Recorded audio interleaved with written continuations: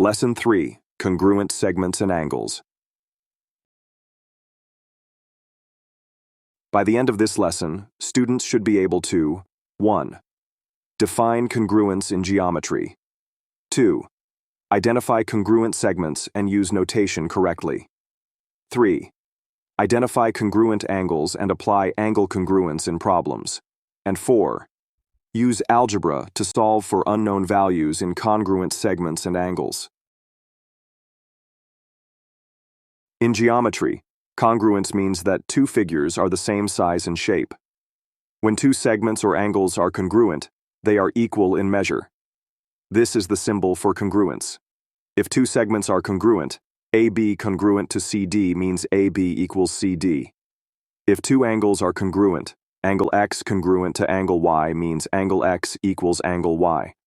For example, if AB equals 5 centimeters and CD equals 5 centimeters, then AB congruent to CD.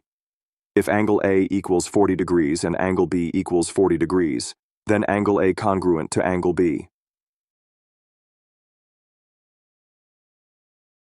Two line segments are congruent if they are the same length.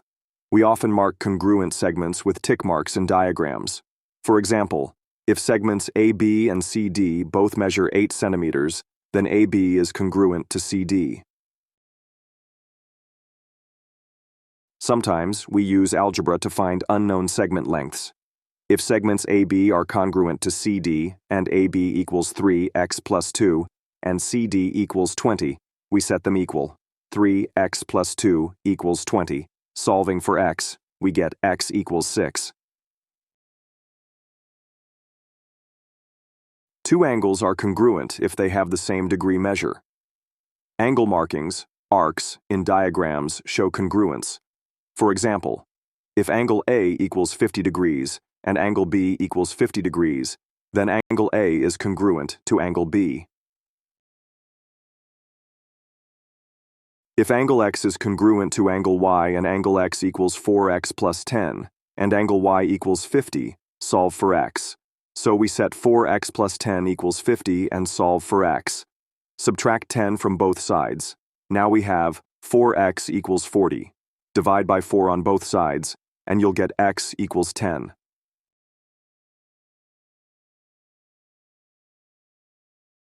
In conclusion, congruence is a fundamental concept in geometry that allows us to compare segments and angles.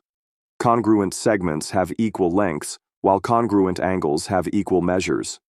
We use congruence notation to express these relationships, and algebra can help us solve for unknown values in congruent figures. In the next lesson, we will apply these ideas to midpoints and bisectors, which further divide and relate geometric figures. Keep practicing with congruence to strengthen your understanding. See you in the next lesson.